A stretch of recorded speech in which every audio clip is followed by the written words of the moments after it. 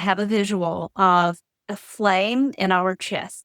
And that flame during a divorce can get very, very dim and it flickers and it can threaten to go out, but it never goes out.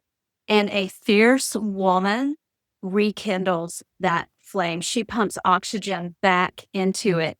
And so women in the sisterhood make that flame come back to life and back to full force. It's a representation of the kind of life that they do live and that they can live. Welcome to the Total Health and Midlife podcast, the podcast for women over 40 who want peace with food, ease in their habits, and a body that they don't have to fight with. Have you ever looked at your life and realized that every decision you make is maybe for someone else?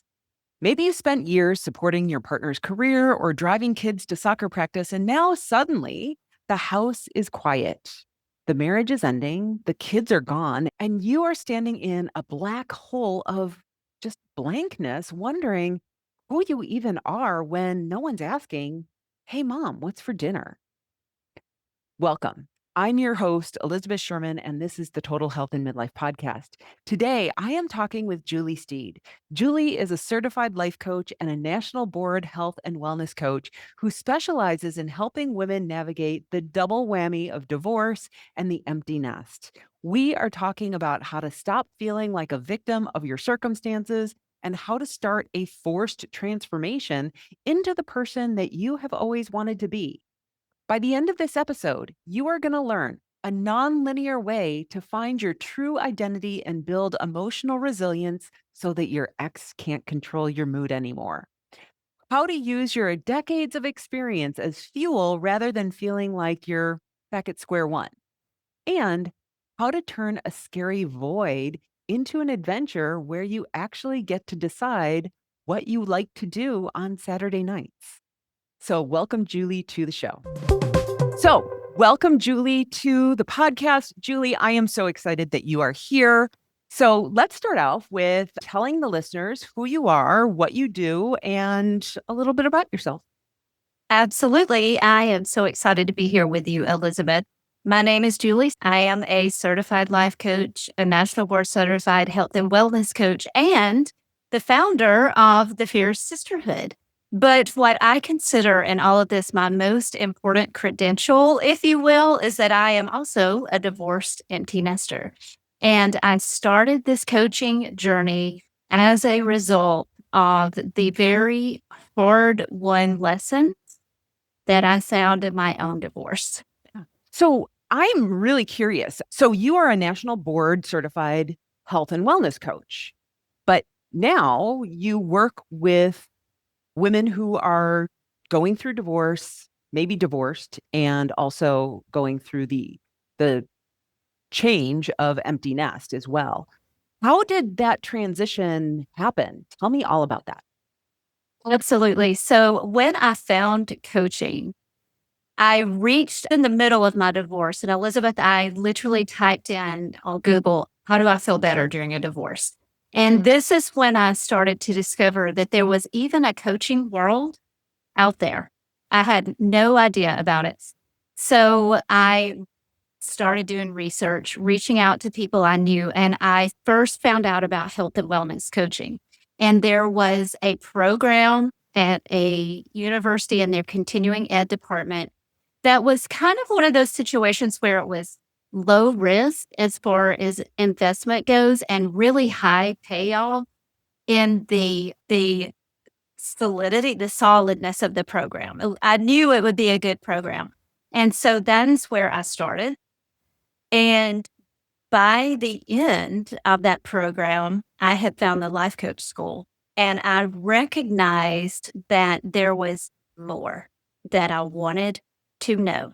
And so the more is how I went right on through the health and wellness part into divorced empty nesters from more of a life coach. Interesting.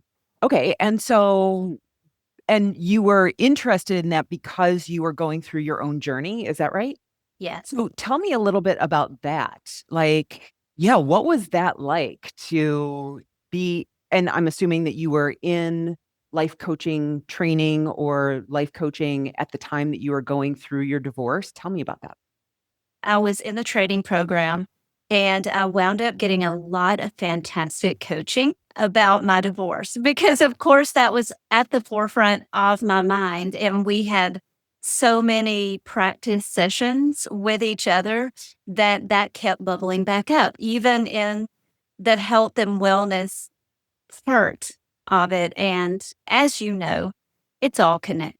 And that is yeah, that was my first entry point, and I realized, wow, there is a lot of benefit in being able to talk through what is happening to me with other people who are trained to listen, to hear what I'm saying, not to listen and try to fix me, judge me, give me unsolicited advice, but just to that was so valuable for me that and then I decided to do it for others. Yeah, I can imagine that that would be really super helpful because when you're going through a divorce, so many people are telling you what you should do. Like, and that is one of my pet peeves is like when people say, you know, what you should do is because they don't have any skin in the game and they don't have any knowledge really. They might have some tangential knowledge of what's going on in your life, but they are not the ones that have to live with the consequences of that, right? And so to be able to come to your own conclusions through the whole talk coaching process, because as a coach, you don't have any skin in the game, right? You don't care. Not that you don't care what your client does, but yeah, talk a little bit about that. It's always a choice. The client always has the autonomy of choice. And what coaching does in this situation is it reveals choices to them that they didn't recognize that they had. And then when you have choices in front of you, it's a light bulb situation where it's like, oh, that is not the only path for me. I also have this path and this path and this path, and I can choose which path is going to be the best for me at the Okay. So let's go back a little bit to your health transition into divorce. What was kind of like your moment that brought you into, and how did you change who you were serving? Like, was that a gradual thing or was it just like, you know what? I really need to go and do this? I have always been focused on even from the even from the health and wellness perspective, although I never truly said, "Hey, I'm a health and wellness coach. Mm, Come to me if you're divorced and we'll talk about your health and wellness." I never went down that path. I knew from very early on that it was divorced empty nesters that I would be helping. That's who I was drawn to. got it. And honestly, when I found Brooke and the life coach school and the model, just hearing her explain the model in podcast number 2, I think changed my whole world. And that is when I knew that I would be a student of the life coach school and be able to help other people change their worlds as well. Okay. So it was So like a morph. It wasn't segmented. It just was an ongoing thing. sure, sure. And so do you use health in your work with your clients? Not specifically, no. Okay. Okay. Because I know that a lot of health, we work with our nervous systems, right? When you're in divorce, which is a very high stress time in your life, well as empty nest, then, there are things that are happening in your body. And so being able to work through that through the health aspect, it was just a question. Yeah, absolutely. The nervous system component was not something that was addressed in the health and wellness coaching coursework at all. And that has been such an eye-opening component of all of this for me. And that is one driving force behind the sisterhood because there are coaches who excel at that one specific skill And I knew for my private clients, I hadn't quite caught up yet to that level of expertise. Yeah, it's like thinking about women who are going through not only divorce, but there's so much changing in our lives during this time in our life, right? Not only are we changing, our body is changing, but also our relationships are changing, and our relationships with our kids as they're becoming adults and moving off, and our relationships with our partners are obviously changing, and our relationships with ourselves. And we're starting to think about that next phase of life and what do we want that to look like. So, everything that you're doing here is so phenomenal because it's really serving women in this stuff that comes up for us. And I'm sure for almost all of the women, I can't say that for sure, but for many of the women, that they didn't have divorce on their bingo card for life. Right. Yeah. I certainly didn't. Yeah. Uh, Yeah. yeah. Okay.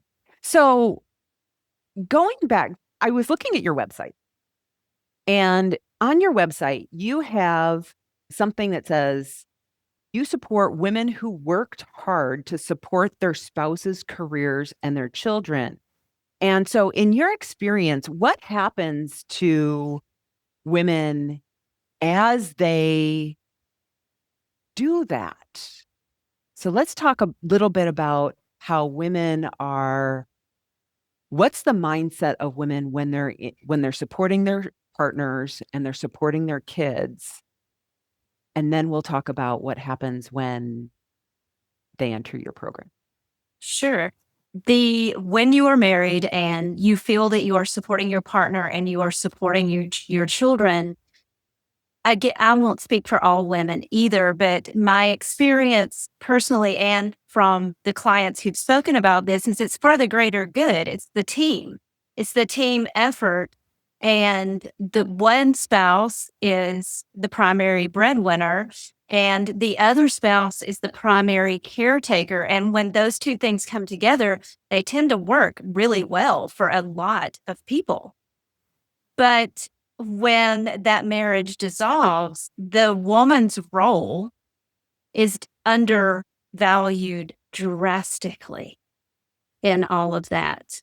And that creates a tough place for so many women.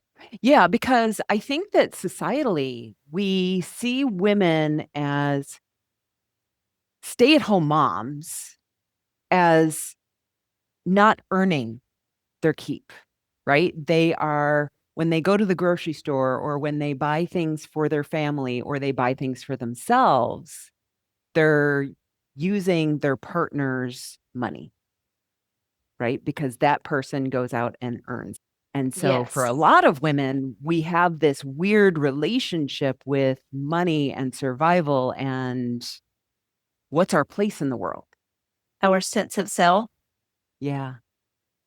our lack of confidence in being able to financially care for ourselves, the massive shock of lifestyle change that can come from that loss of your spouse's income, it is so terribly unfair, is the word that pops into my mind.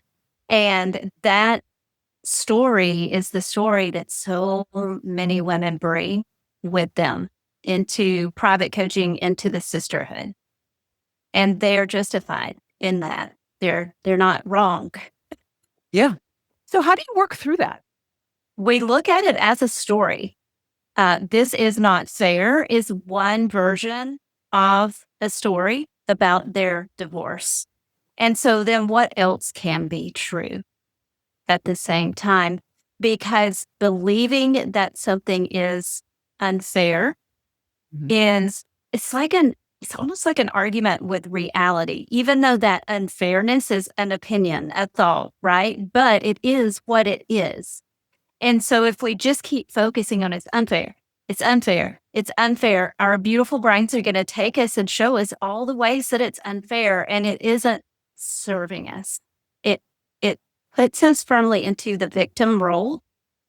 And when we are in the victim role, we have no control whatsoever. So the women who come to the sisterhood are ready to regain control. They're just not sure how to do it at this moment in time because what has happened to them feels so overwhelming and so often unfair that it's like where do I even start? And so we start by shifting some of the stories that are justified and validated, but are not the only story. And this is not fair as one of those stories. Yeah. I have a number of podcasts that I've produced most recently about self-pity.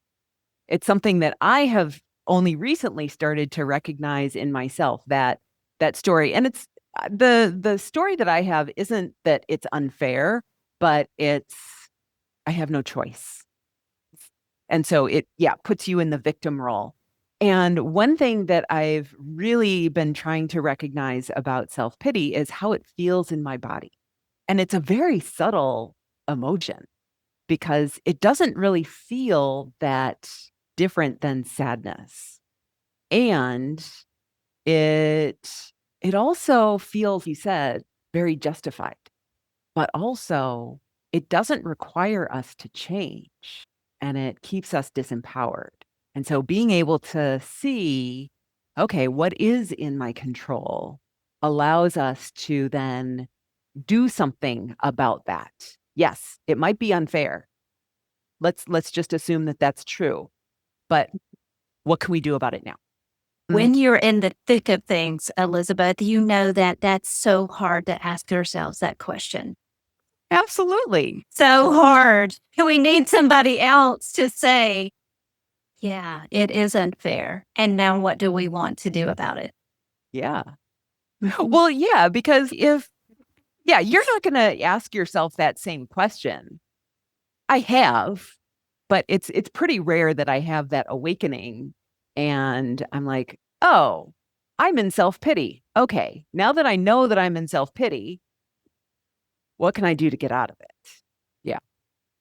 But yeah, that's the power of coaching. And if I wasn't a coach, I wouldn't have been able to do that to myself. Absolutely. So you created the sisterhood from a wellness perspective. And so let's talk a little bit about community and why this community is so needed for these women. Well, maybe first start talking about what is the Fierce Sisterhood and then, Absolutely. So the sisterhood is a complete support system for women who are ready to heal and move forward after divorce and emptiness. And at the heart of that support system is the community.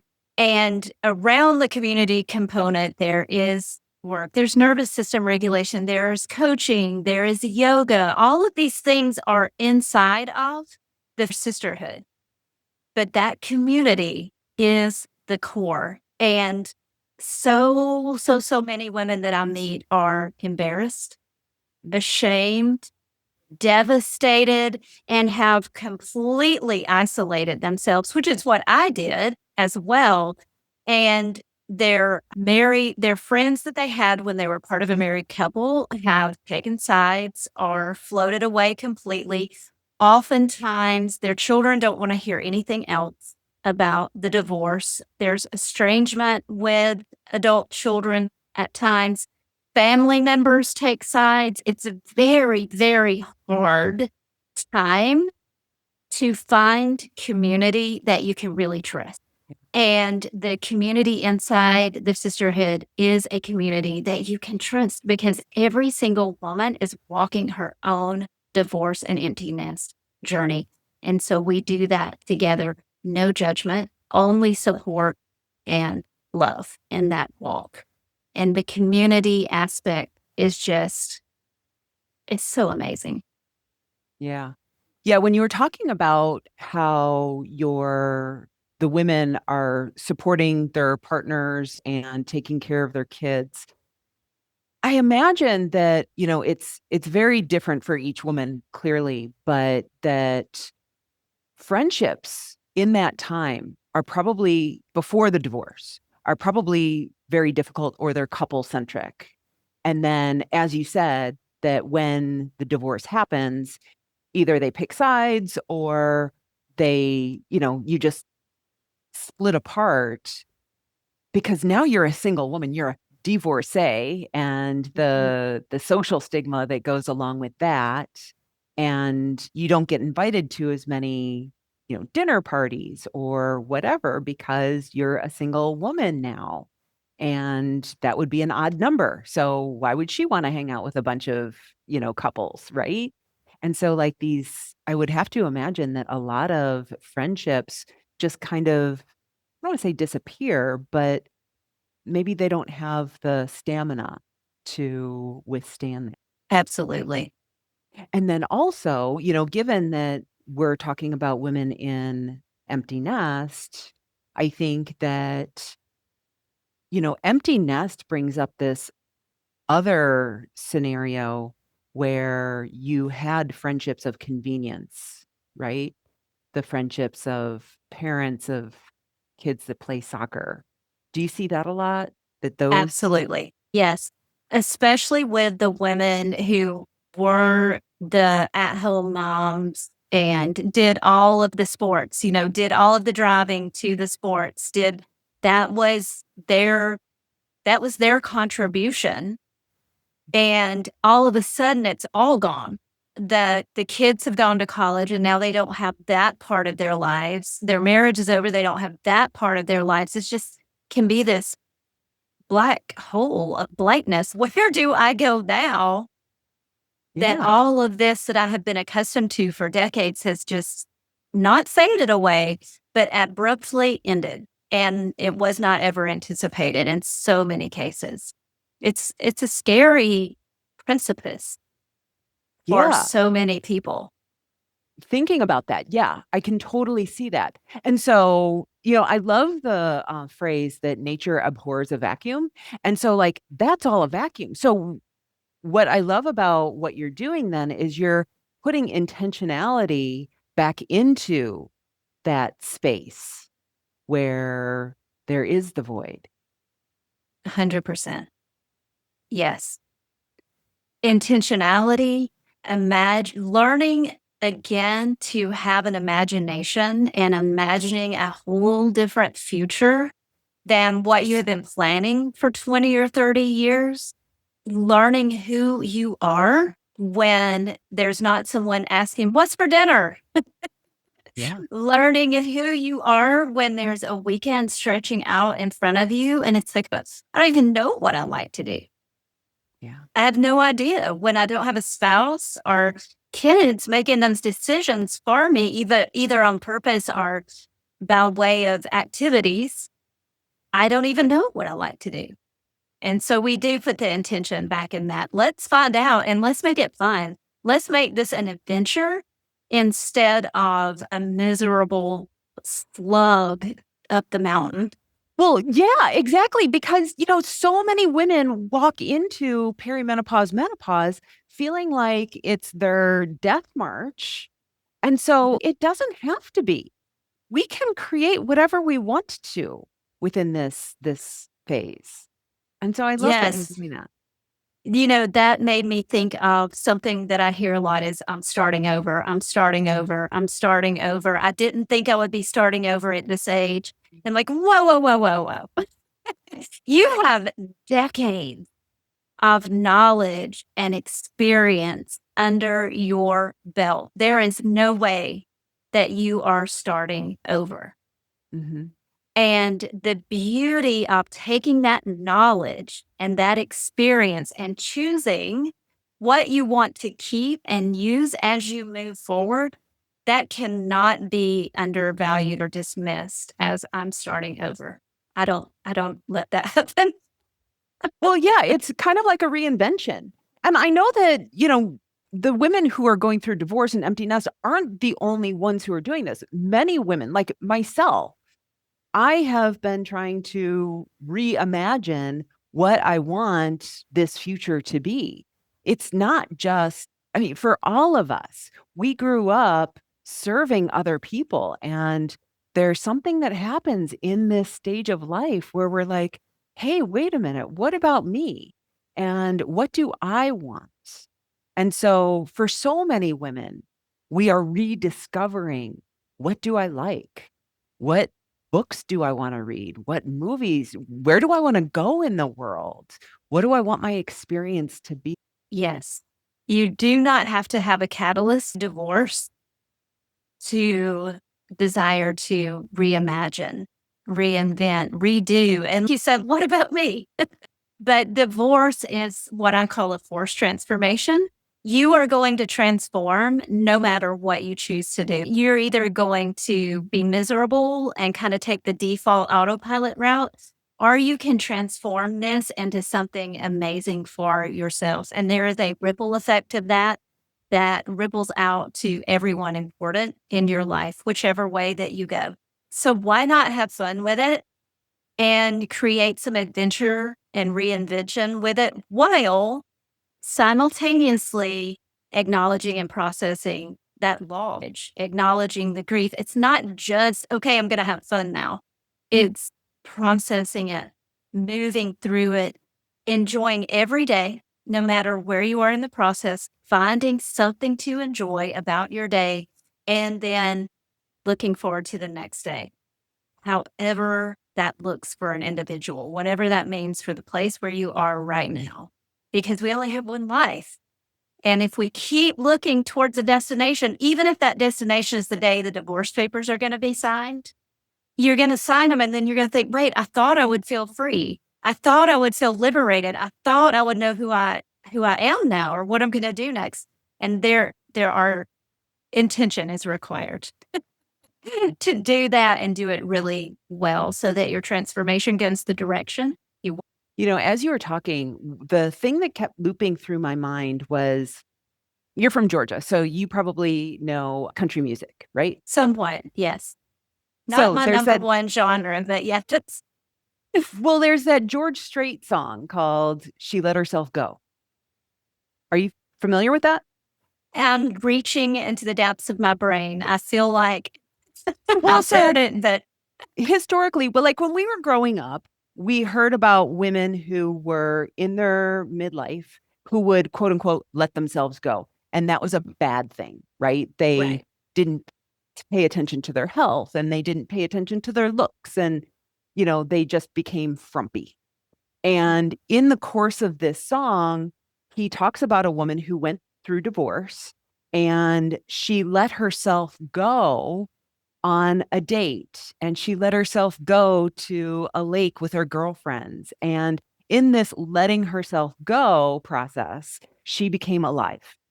And I'm getting goosebumps thinking about it right I just got goosebumps. Okay, so I will be looking that song up and listening to it. It's I love that song. It's a great song. And yeah, it whenever I think about women going through divorce and what the potential is for them, I think about that song because it can be such an awakening. So, the fierce sisterhood. Fierce is quite a strong word. Tell me how you came up with that, what it means, because I know that it's an acronym. Yeah, talk about that a little bit. It is an acronym, but the word surfaced for the work that I was doing long before the framework fell into place. So my definition of fierce is I have a visual of a flame in our chest. And that flame during a divorce can get very, very down and it flickers and it can threaten to go out, but it never goes out. And a fierce woman rekindles that flame. She pumps oxygen back into it. And so women in the sisterhood make that flame come back to life and back to full force. And it's a representation of the kind of life that they do live and that they can live. So that is where fierce came from. I love that. Very cool. And so talk about the acronym.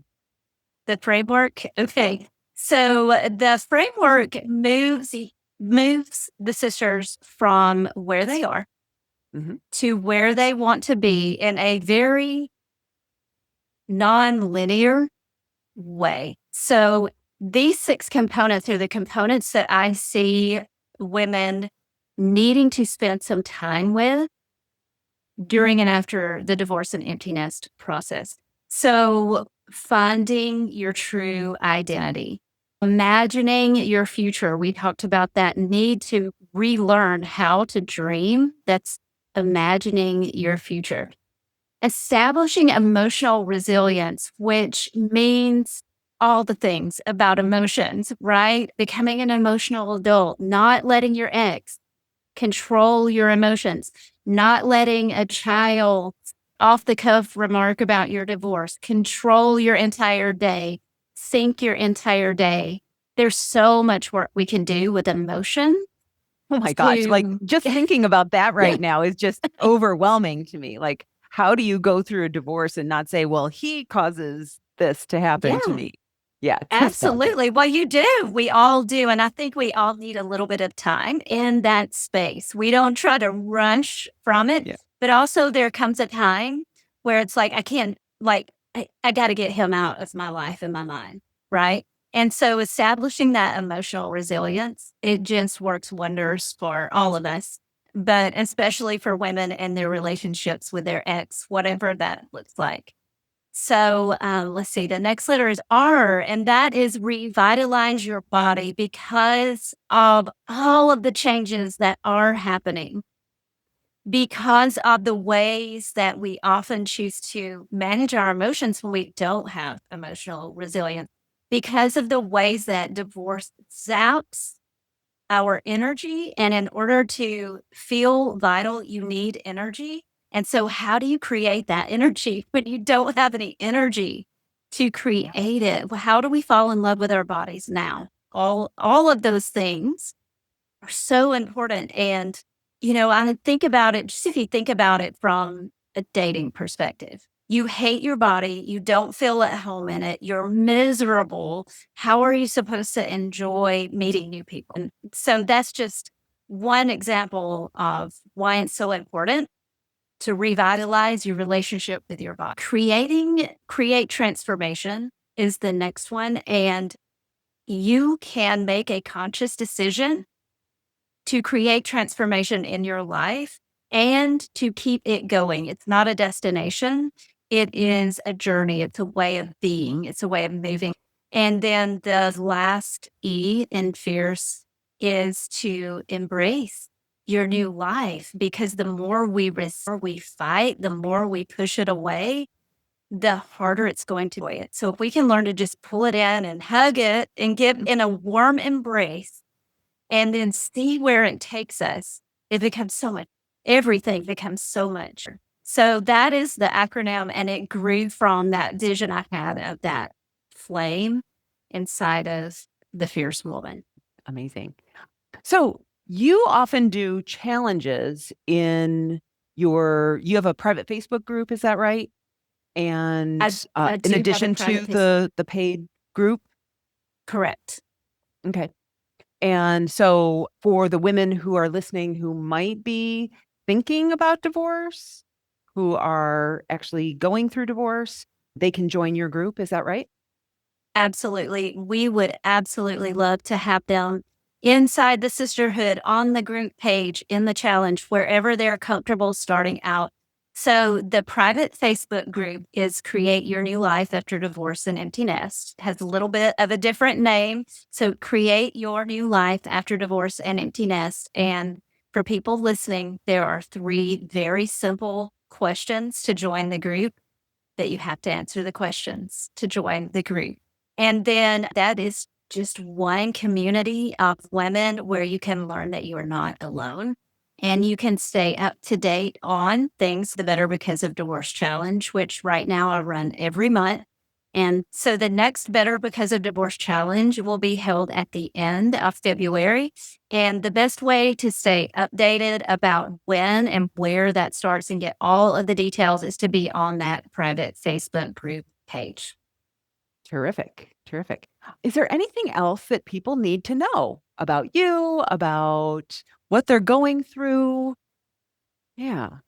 Yes, I want women to know that they are not alone. You are not alone. If you're experiencing divorce and empty nest and that very big collision of those two major life events, and you are feeling lost and alone and not sure where to go from here, you are not alone. We have got you. And we would love to just surround you with community so that you don't feel isolated and you don't feel like you're in this all by yourself. So please reach out, join that Facebook page. It's totally free, and you will be able to enjoy the community and find out what else is available from them. Well, and even if you're listening to this podcast and you are not going through divorce, but maybe your sister is, or you have a friend who is, and they're feeling kind of alone, maybe pass this podcast on along to them so that they know that there's some place that they can turn to. All right, Julie, thank you for being here today. This was just so terrific, and I appreciate you taking the time and talking to my listeners. Thank you so much for having me. It was really fun for me as well. All right. I want to thank you so much for spending your time with Julie and me today. I know how heavy these seasons of life can feel. And the fact that you are here investing in yourself is the very first step towards transformation that we talked about. Julie gave us so much to think about today. If you take nothing else away, remember these three things. First, community is the antidote to shame. Isolation makes divorce harder. Surround yourself with other women who get it. Second, you have more choices than you think. If you feel like it's unfair, acknowledge that, but then ask yourself, what do I want to do about it now? And then rekindle your flame. You still have that spark inside of you. It might be dim right now, but it hasn't gone out. It's time to pump some oxygen back into it. Now, if you know a woman right now who is struggling with a sense of self because she's navigating a divorce or an empty nest, please share this episode with her. Sometimes just knowing that you are not alone is the lifeline that someone needs. And listen, if you are ready to get your health under control so that it stops getting in the way of the things that you want to do in your future, I am here to help. Reach out to me to inquire about how coaching can help you reclaim your health and your life. You can find all the details in the show notes, including that George Strait song. Hey, so if you've been nodding along and thinking, okay, I know what to do, Elizabeth, I'm just not doing it, I have got something for you. It's my free podcast listener's guide. It's a curated roadmap to help you get started with the most helpful episodes based on exactly what you need right now. Go to elizabethsherman.com/roadmap and take the guesswork out of where to begin with the Total Health and Midlife podcast.